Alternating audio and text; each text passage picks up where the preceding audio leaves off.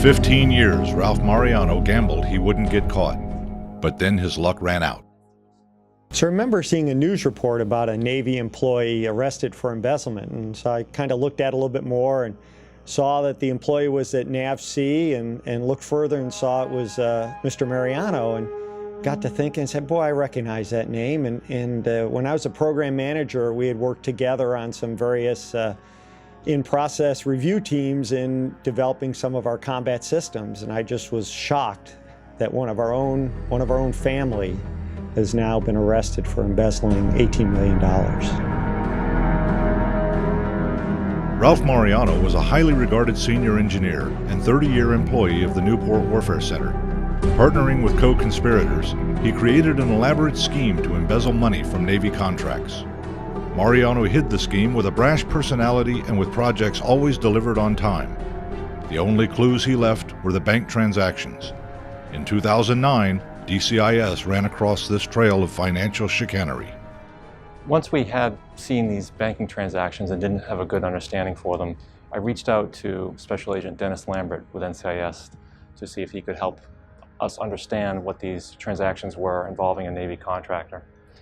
We then went and visited with the contractor, Advanced Solutions for Tomorrow, to see if they could help explain what these transactions were.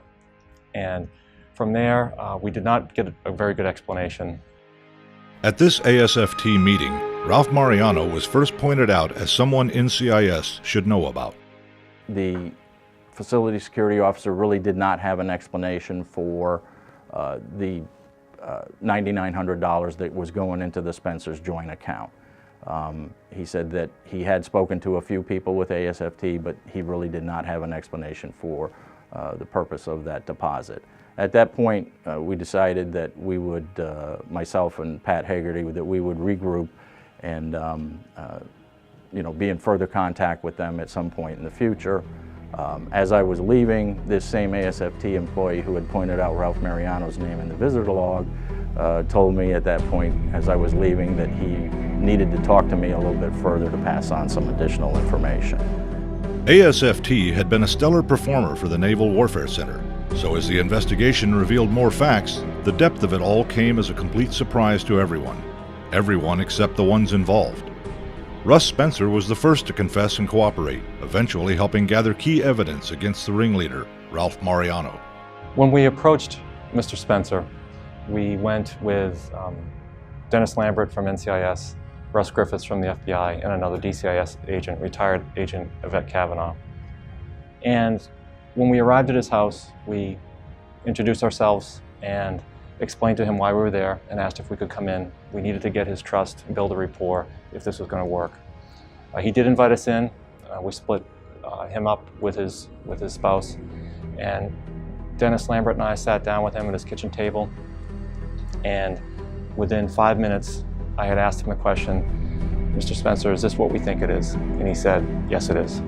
What it was a brazen multi-year fraud that cost the U.S. taxpayers $18 million to fuel a lavish and crass lifestyle for the conspirators. When the case was brought in February of 2011, Mariano wasn't the only one out of luck. The Navy lost, the community lost, the honest employees all lost on Mariano's bet that no one would catch on. Mr. Mariano's actions took $18 million of our hard-earned taxpayer money and spent it on his own pleasures and enjoyment. This is money that could have been used to train our sailors, to equip our ships, to modernize our ships, to provide at-sea training for our ships and sailors.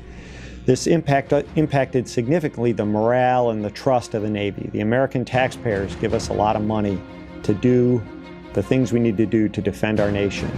By taking this money, that impacted the trust that the American taxpayers have in our ability to do business. Ralph Mariano abused his position and authority to a level never before seen in NUAC, and levels not seen by the prosecuting attorney's office. The Mariano case involved the largest monetary loss in an abuse of government power case this office has ever investigated and prosecuted. As I've mentioned, this case involved a loss of about $18 million in taxpayer funds, which is an egregious, outrageous amount. Ralph Mariano will have a lot of time to think about how he played out his hand as he serves 10 years of imprisonment for his crime. Russ Spencer was sentenced to only 3 years because of his assistance in bringing this long-running scheme to its sad end.